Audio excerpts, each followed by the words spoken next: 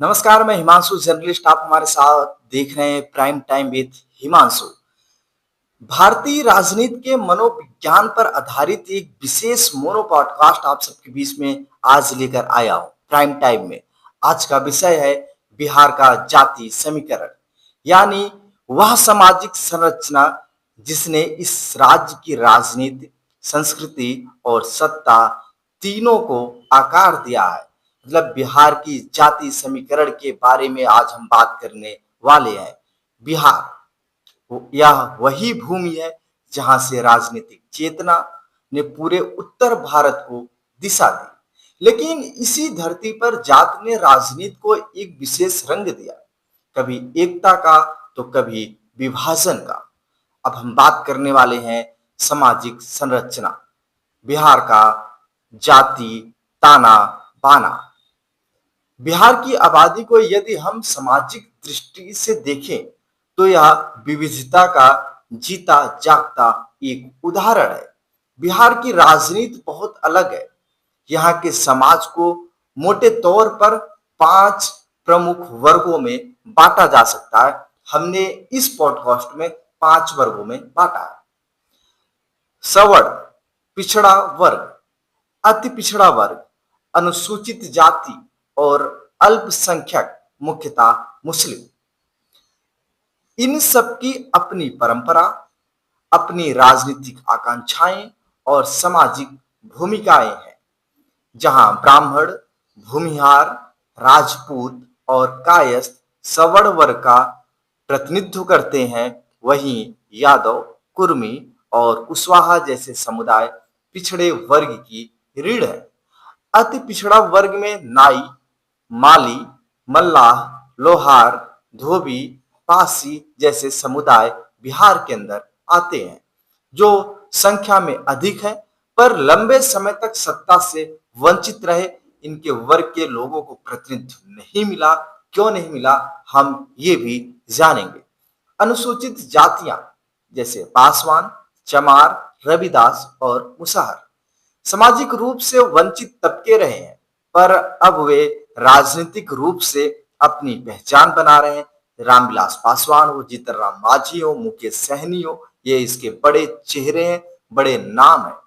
और अंत में मुस्लिम समाज, जो बिहार की लगभग 17% जनसंख्या है, उसने भी हमेशा राज्य की राजनीति में निर्णायक भूमिका निभाई है।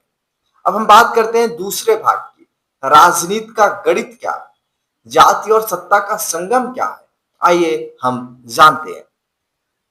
देखिए, बिहार की राजनीति में जाति केवल सामाजिक पहचान नहीं है, बल्कि सत्ता का एक समीकरण है।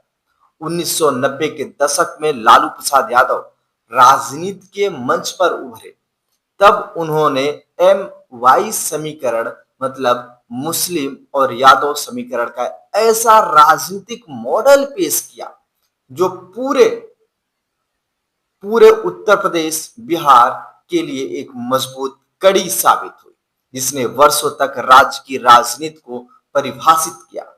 आरजेडी का यह गठजोड़ आज भी लालू प्रसाद यादव के परिवार, मतलब आरजेडी का एक गढ़ है। इसके बाद आते हैं नीतीश कुमार, 2005 में सत्ता में आए, जिन्होंने अति पिछड़ा वर्ग और महिला सशक्तिकरण को केंद्र में रखकर सामाजिक न्याय का नया मॉडल प्रस्तुत किया। उनके नेतृत्व में जदयू ने कुर्मी और ईबीसी वर्ग को राजनीतिक शक्ति दी। उन्होंने जीतन राम मांझी को मुख्यमंत्री बनाया। वहीं भारतीय जनता पार्टी सवर्ण वर्ग को अपने साथ जोड़ते हुए निचले तबके तक पहुंचने की कोशिश कर रही है। यही जीतन राम मांझी उसके साथ है, चिराग पासवान उसके साथ है, ताकि वह केवल ऊपरी वर्ग की पार्टी न कहलाए। इसीलिए सम्राट चौधरी इस समय डिप्टी सीएम है। देखिए, पासवान समाज अनुसूचित जात का एक बड़ा वर्ग है। उसने लोक जनशक्ति पार्टी के माध्यम से अपनी अलग राजनीतिक आवाज बनाई है। रामविलास पासवान ने इस वर्ग को मुख्य धारा में लाने का काम किया। अब उनके पुत्र चिराग पासवान कर रहे हैं। इन तमाम दलों की रणनीतियों के पीछे एक ही सूत्र है, जाति समीकरण का संतुलन साधना। अब हम दोस्तों बात करने वाले हैं भाग 3 में क्षेत्रवार जाति प्रभाव कि किस क्षेत्र में किस जाति का प्रभाव है। आइए हम जानते हैं। देखिए, यदि हम क्षेत्रवार पर नजर डालें तो बिहार का हर भूभाग एक अलग सामाजिक रंग लिए हुए है। उत्तर बिहार यानी मिथिलांचल और कोसी क्षेत्र, यहाँ यादव, ब्राह्मण और मुस्लिम समुदाय का प्रभाव बहुत ही गहरा है। ये अब हम बात करते हैं मगध क्षेत्र।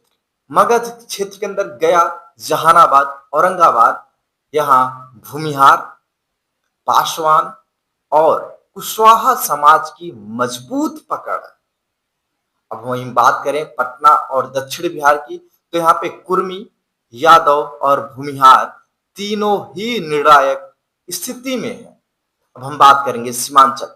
सीमांचल के अंदर कटिहार, किशनगंज, पूर्णिया, अररिया, यहाँ मुस्लिम आबादी बहुत जबरदस्त है और यहाँ वो राजनीति की दिशा को तय करते हैं।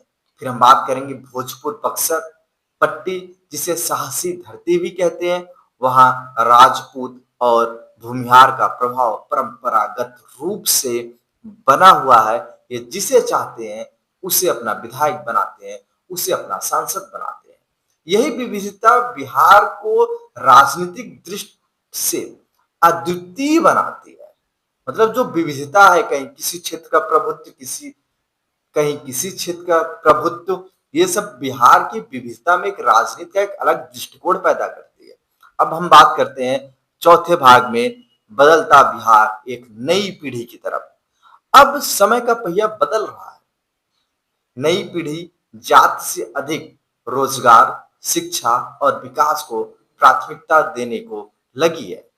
सोशल मीडिया और शिक्षा ने जाति सीमाओं को कुछ हद तक धुंधला किया है। बिहार के अंदर गांव से लेकर शहर तक युवा अब पूछ रहा है, हमारे समाज की पहचान जाति नहीं क्षमता से क्यों ना हो। मतलब युवा कह रहा है कि हमारी पहचान हमारी जाति से ना हो बल्कि हमारी क्षमता से हो। अब यह सोच अभी शुरुआती अवस्था में है बिहार के अंदर, लेकिन यही भविष्य की राजनीति की दिशा तय कर सकती है। भविष्य में राजनीति की दिशा तय कर सकती है, ये बिहार के अंदर हो सकता है और ये संभव भी है।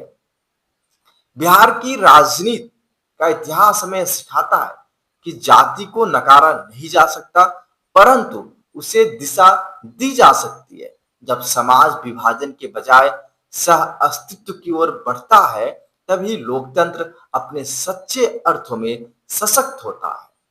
जैसा कि हमारे राष्ट्र कवि दिनकर ने लिखा था कि राष्ट्र कवि दिनकर ने साफ साफ शब्दों में लिखा है, जाति धर्म के बंधन तोड़ो, मानवता की राह पकड़ो, यही धर्म यही नीति सच्ची, इसी में भारत की कड़ियां जुड़ी है। बिहार के जाति समीकरण को समझना केवल राजनीति को समझना नहीं है, बल्कि यह जानना है कि समाज किस दिशा में आगे बढ़ रहा है, समाज क्या चाहता है, और शायद इसी समझ से एक नया बिहार, एक विकसित और समरस बिहार जन्म ले सकेगा। तो दोस्तों, बिहार की राजनीति सिर्फ जाति आंकड़ों तक ही सीमित नहीं है। बिहार की राजनीति इस बार विकास पे चुनाव लड़ा जा रहा है। बिहार की राजनीति में इस बार मेट्रो पे चुनाव लड़ा जा रहा है, स्टेडियम पे चुनाव लड़ा जा रहा है, रोजगार पे चुनाव लड़ा जा रहा है। बिहार का जाति समीकरण राजनीति की धुरी या समाज का दर्पण। मैं हूं आपका हिमांशु जर्नलिस्ट।